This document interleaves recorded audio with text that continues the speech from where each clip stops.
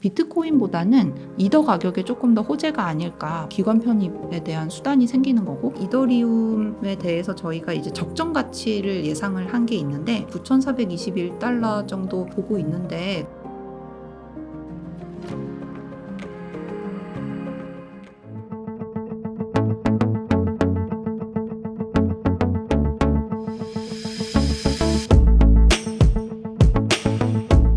네, 저는 코빗 리서치 센터에서 2024년, 그러니까 올해부터 센터장을 맡고 있고, 코빗, 그러니까 가상자산 업계에 들어온 지는 약 2년 5개월 정도 된 것 같습니다. 이전에는 경제연구소랑 학교에서 근무를 했었고, 학위 받은 다음에 바로 이 업계에 조인하게 되었습니다. 처음에 알게 된 거는 제가 하나금융경영연구소에서 있을 때 외환을 담당했었거든요. 그러다 보니까 그래서인지 아무래도 해외 시장이라던가 매크로 쪽에 대한 관심이 많았고, 근데 그 중에서 이제 그 당시가 아무래도 비트코인이 점점 이제 시장에서 관심을 받을 때여서 비트코인에 대해서는 알게 됐는데, 사실 그 당시만 해도 제 인식은 어떻게 눈에 안 보이는데 어떻게 가치가 있을 수 있을까라고 생각을 했었는데, 학교에 가서 아무래도 자산가격 결정 이론이라던가 실증 이런 거를 분석을 해보다 보니 점점 가상자산 시장이 뭔지가 궁금하더라고요. 근데 사실 배우려면 현업에 들어가서 배우는 게 제일 정확하기 때문에, 그래서 졸업 후에는 이 업계에 들어오게 되었습니다. 저는 사실은 이더리움을 먼저 투자를 했었고요. 물론 막 처음 알게 된 그 시기는 아니고 학교에 있을 때 이제 이더리움으로 투자를 했었고, 아무래도 제가 투자한 어떤 자산이고 그러다 보니까 이게 도대체 뭐고 비트코인이랑 이더리움의 차이점은 뭐지 하는 거를 좀 찾다 보니, 아무래도 이것 외에도 뭔가 블록체인 업계에 대한 전반적인 이해나 지식을 획득을 하려면 이 업계에 직접 들어와야 되겠다라는 생각이 들어서 조인을 하게 됐습니다. 원래는 한 2, 3주 전쯤만 해도 시장이 이더리움 현물 ETF가 승인이 안 될 것이라는 생각이 좀 지배적이었는데, 이게 지난주 초쯤에 SEC에서 19B4라는 폼이 있는데 이거를 수정해서 제출하라고 했다라는 소식이 전해지면서 아무래도 승인 가능성도 높아졌고, 또 그 당시에 이더리움이 아마 20%대로 올랐을 거예요. 그러면서 가격도 반응을 하게 되는데, 그러면서 승인 가능성이 높아진 계기가 됐고, 그리고 일단은 그 승인 당시에 이게 사실은 부분 승인이거든요. 왜냐하면 ETF 승인에 필요한 서류랄까요? 어떤 폼이 두 가지가 있습니다. 근데 하나는 19B4고 하나는 S1인데, 19B4는 말 그대로 거래소, 그러니까 뭐 트레이딩 플랫폼 같은 데서 이 자산에 대해서 뭔가 상장을 했을 때 시장에 미치는 영향이라던가 약간 트레이딩 피리어드라던가 아니면 구간 이런 거를 SEC한테 내서, 그러니까 19B4에 적어서 SEC한테 이제 승인을 받으면 19B4는 승인이 되는데, 이 S1이라는 거는 말 그대로 증권 신고서예요.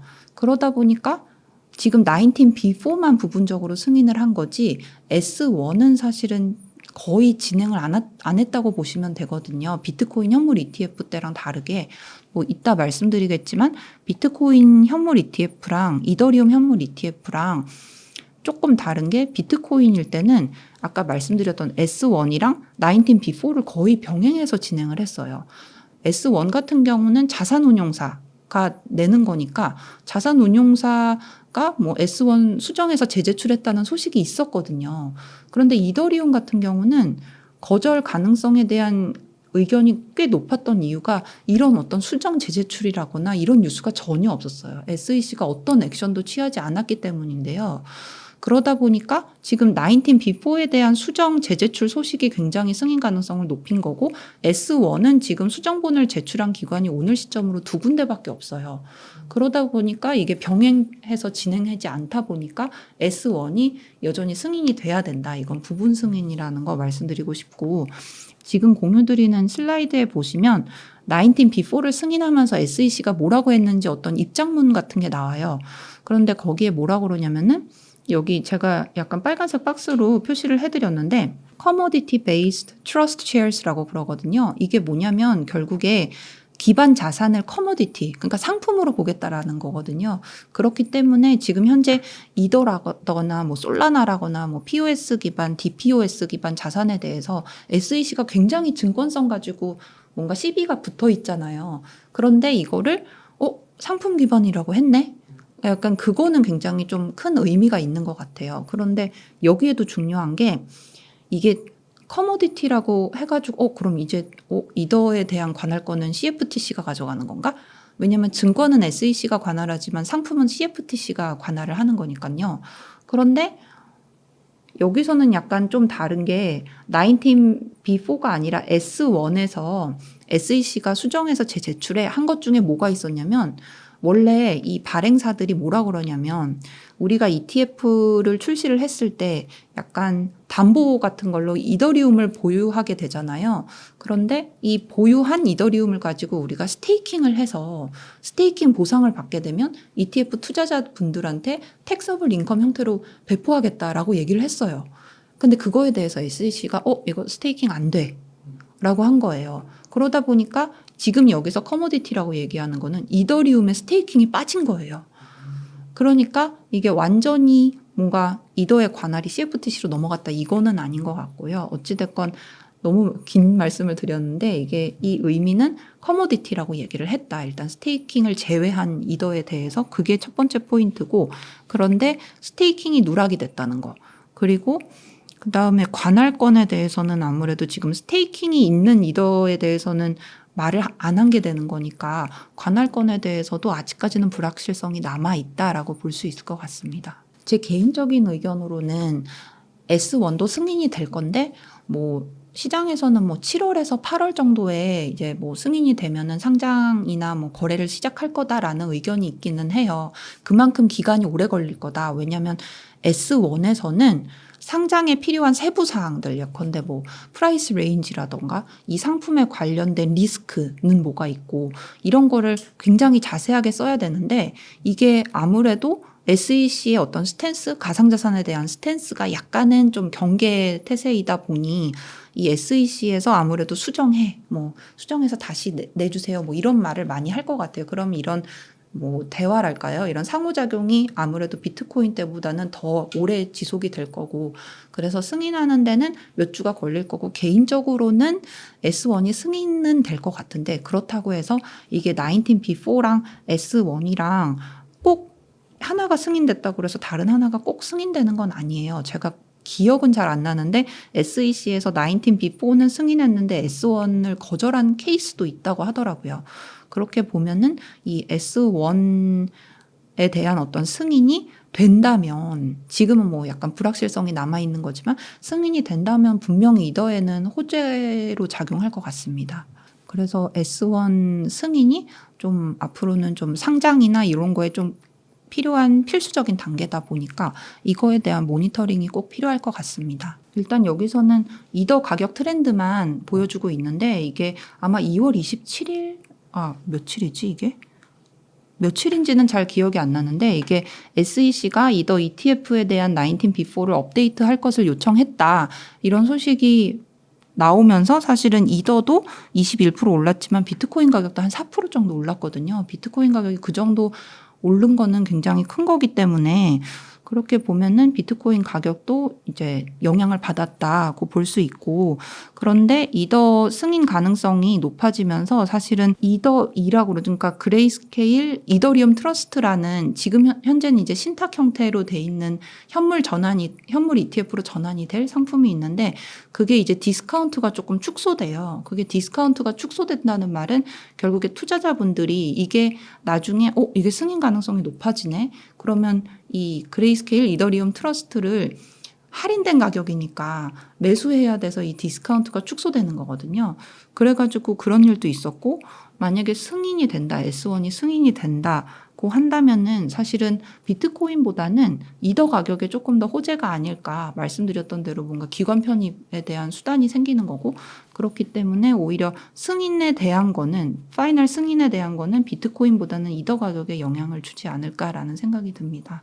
그렇지는 않을 것 같아요. 일단 아무래도 가상자산을 투자하는 기관 입장에서는 이게 포트폴리오가 조금 더 다변화될 수 있는 뭔가 용이한, 물론 선물 뭐 ETF도 있지만 그거 대비해서 NAV와의 어떤 차이도 없고 이거는 완전히 현물을 트레이드하는 거니까 그렇게 본다면은 사실은 기관 입장에서는 포트폴리오를 다변화할 수 있는 것도 되는 거고, 사실은 비트코인이랑 이더리움이랑 완전히 지향하는 바가 다른 자산이기 때문에 이거는 이더리움의 어떤 기관 편입에 대한 호재인 거지, 이게 뭔가 비트코인에 투자한 자금이 이쪽으로 간다는 것보다는 아무래도 비트코인은 기관 자금의 어떤 수요가 제일 많은 자산이다라고 볼 수 있기 때문에 이게 뭐 이더리움 쪽으로 옮겨갈 거다라는 의견에 대해서는 저는 약간 부정적입니다. 이게 지난주에 어제만 해도 마운트 곡스 상환에 대한 어떤 셀러프 우려가 생기면서 약간 비트코인이랑 이더리움이 조정을 받았거든요. 근데 지금은 다시 오르고, 방송 직전에는 오르고 있는 것으로 확인을 하고 왔는데, 이게 왜 이거를 말씀드리냐면은 단기적으로는 변동성이 있을 것 같아요. 뭐 매크로 팩터라거나 뭐 말씀드렸던 마운트 곡스라거나 뭐 2022년에 파산해서 뭔가 채권자들한테 가상자산 뭐 상환을 준비하는 어떤 기관이 뭔가 지금처럼 거래소 지갑에서 이체를 했다, 뭐 이런 게 목격이 되면 셀러프 우려 때문에 아무래도 조정을 받을 수 있을 것 같아요. 그런데 이더리움이랑 비트코인에 대해서는 저는 개인적으로는 장기적으로 보시는 게 좋을 것 같다. 어찌됐건 비트코인 현물 ETF가 1월 달에 승인 그리고 이제 상장이 됐는데, 그때 이후에 보시면 사실 기관 자금 유입 규모라던가 그로 인한 가격 상승 어떤 폭이라던가, 사실 비트코인 같은 경우는 작년 10월부터 ETF 승인에 대한 어떤 가능성을 타고서 굉장히 막 큰 폭으로 오르고 있었거든요. 물론 1월이 지나면서 3월 말에 들어오면서는 약간 그게 주춤하는 모양을 이제 보여주기는 했지만, 그렇기 때문에 지금 뭔가 호재인 건 맞다. 기관 편입의 어떤 수단이 이제 제공이 되면서 기관 자금이 들어온다는 거는 호재는 맞고, 그걸 생각해 본다면 사실은 좀 길게 봐라. 왜냐하면 또 기관 자금이 편입되는 게 막 이거 ETF 들어왔네, 기관 자금 한 번에 팍 이렇게 들어오는 게 아니라, 사실은 여러 브로커 딜러나 뭐 은행이라던가 이런 여러 가지 채널의 심사 과정을 통해서 우리 이거를 한번 고객들한테 한번 보여줘 볼까 하고 이런 심사 과정을 거치는 거를 온보딩이라고 하는데, 이 온보딩 과정이 사실 이 각각의 브로커 딜러나 뭐 은행이라던가 뭐 다른 뭐 펀드라거나 이런 채널마다 다 다르대요. 그래서 비트코인 같은 경우도 자금 유입이 뭐 완료가 되는, 온보딩이 완료가 되는 기간을 한 2에서 3년 정도 보거든요. 그렇기 때문에 그런 이유에서도 조금 시장을 뭐 일부 변동성은 있겠지만 좀 길게 가져가시는 거, 그렇게 말씀드리고, 그래서 그 질문에 대한 답은 이더리움은 지금이라도 사시는 게 좋을 것 같다라고 말씀드립니다. 아마 비트코인이랑 비트코인 캐시를 이제 상환하려고 하는데, 근데 이게 왜 그러냐면은 실제로 마운트 곡스가 요번에 이제 어제 있었던 이슈 관련해서 발표문을 냈는데, 이게 가상자산 회생 청구 부분에 대한 상환을 준비하는 거였다. 실제 우리가 뭔가 이거를 진짜 상환이 이루어진 게 아니라 상환에 대한 준비다, 그렇게 얘기는 했지만 아무래도 시장에서는 이게 정말 본격적으로 상환하나 보다, 파는 거 아니야, 약간 이런 우려가 있기 때문에, 그래서 아무래도 좀 조정이 일어난 거고, 이런 시장은 이렇게 기대감 아니면 우려, 뭐 미래에 일어날 일에 대한 우려로 이제 움직이는 거기 때문에, 그래서 좀 조정이 일어난 게 아닌가라고 생각이 듭니다. 이거는 대부분의 뭐 POS나 DPoS 기반 자산에 대해서 다 되는 건데, 이게 이더리움 관련 리스크라면 아무래도 아까 막 뭐 관할권이라거나 아니면 증권성에 대해서 말씀을 드렸는데, 증권성 관련해서 이제 규제 리스크가 조금 있을 것 같아요. 뭐 이따 또 말씀드리겠지만 FIT 21이라는 법안이 하원을 통과를 했거든요. 그런데 이게 완전히 통과된 건 아니고 상원에 또 통과를 해야 되기 때문에 해당 내용이 바뀔 수는 있어요. 바뀔 수는 있는데 FIT 21은 아무래도 이런 어떤 탈중앙화라는 기준을 통해서 이게 증권이면, 증권으로 판단이 되면 SEC가 관할을 하고, 증권이 아니면은 CFTC한테 상품이니까 CFTC가 관할을 하게 된다. 이런 법안 내용도 있고 아무래도 가상자산 규제에 대해서 명확성을 제공했다는 점에서 큰 의의가 있는데 이 증권성에 대한 부분도 탈중앙화에서 얘네가 뭐라고 그러냐면 어떤 발행자나 특수관계자가 통제권 또는 투표권을 20% 이상 갖고 있으면은 증권성이 있다. 라고 얘기를 하거든요. 그런데 탈중앙화라는 거는 저희 리서치 센터도 탈중앙화에 대해서 굉장히 모니터링을 잘 하고 있는데 이게 어떤 통제권이라거나 투표권으로 보는 게 아니라 사실은 자산 보유라거나 아니면 개발자분들의 어떤 뭐 기여라거나 아니면 노드도 볼 수 있고 이런 정말 여러 가지를 볼 수 있어서 상원에서 어떤 내용이 변경될지는 모르겠지만 뭐 이런 내용에 대해서도 좀 논의가 있을 것 같고 그리고 실제로 바이든 대통령 같은 경우도 거부권을 행사하진 않았지만 나는 이거 좀 반대다. 투자자 보호가 조금 미약하다. 이렇게 얘기를 했기 때문에 이런 어떤 규제적인 측면에서 증권성이 자꾸 멘션이 되는 걸로 봤을 때 이더리움이 증권이냐 아니냐에 대한 어떤 SEC의 스탠스 그리고 미정부가 어떤 기준을 만들어서 그 기준에 따라서 이더리움이 과연 증권이 될 것이냐 아니면 상품이 될 것이냐 이거에 따라서 좀 규제 리스크가 일부 있다라고 말씀드릴 수 있을 것 같습니다. 그리고 이게 이더뿐만이 아니라 이더가 그렇게 판단이 되면 사실은 동일한 어떤 합의 알고리즘이라거나 아니면 비슷한 합의 알고리즘을 가진 다른 알트코인들의 증권성도 당연히 영향을 받는 거거든요. 그렇기 때문에 규제 리스크는 당분간은 좀 시장에서 좀 지켜봐야 될 요소라고 할 수 있습니다. 이게 그 부분은 아무래도 그 부분도 좀 말씀을 드려야 될 것 같아요. 그런 의견이 나오는 근거가 여러 가지는 있겠지만 대표적으로는 이게 아무래도 아까 보여드렸던 SEC 입장문이랄까요? 거기서 커모디티라고 얘기를 했으니까 지금 코인베이스 상대로 뭔가 솔라나라거나 에이다에 대해서 그러니까 뭐 여러 가지 그 외에 여러 가지가 있는데 이런 대표적인 코인들에 대해서도 증권이다. 이거 미등록 증권 거래한 거다라고 자꾸 뭔가 소송도 하고 있고 뭐 얘기도 하고 있고 딜러의 개념에 대해서도 막 얘기하고 있고 결국에는 다 가상자산의 증권성을 토대로 얘기를 하고 있는 거거든요. SEC가. 그런데 이 입장문에서 이더에 대한 커모디티다 이렇게 얘기를 했으니까 과연 얘네가 계속 끌고 가던 솔라나나 뭐 에이다 같은 토큰에 대한 증권성을 유지할 수 있겠냐 소송에서 입장문에서 커모디티라고 했는데 이런 얘기가 있으면서 이게 커모디티라고 한 게 앞으로 뭔가 SEC의 증권성 판단에 대해서 어떤 이렇게 이정표 증권성 판단 전환에 대한 이정표가 될 수 있을 것이다. 이런 의견이 있는데 저는 또 여기에 말씀드리고 싶은 게 이게 다만 스테이킹에 대한 팩터가 빠진 거다. 그렇기 때문에 이게 완전히 이더리움이 뭐 커모디티다. 이런 식으로 얘기한 건 아니거든요. 분명히 S1에서 스테이킹 빼라 해서 발행사가 오케이 한 거고 그렇게 되면은 사실 증권성뿐만 아니라 이 다음에 어떤 ETF가 만약에 또 신청이 된다. 다른 알트코인 기반으로. 그렇게 됐을 때는 또 비슷한 형식으로 진행이 될 거기 때문에 이번 ETF에 있어서 S1 폼이 어떤 식으로 결정이 되고 또 증권성에 있어서도 어떤 규제, FIT 21이라던가 아니면은 지금 현재 코인베이스라던가 아니면 여러 거래소 간, 여러 업체들 간 SEC가 지금 벌이고 있는 소송 중에서 증권성이 과연 어떤 판결을 받을 것인가가 굉장히 중요한 것 같아요. 이게 승인 이후에 뭐 바로 오른다기보다는 바로 오르는 거에 대한 예측은 저는 사실은 판단이 좀 어려울 것 같고 그런데 자금 유입 정도에 대해서는 보통 한 15%에서 25% 정도 될 거다라고 예측을 하시더라고요.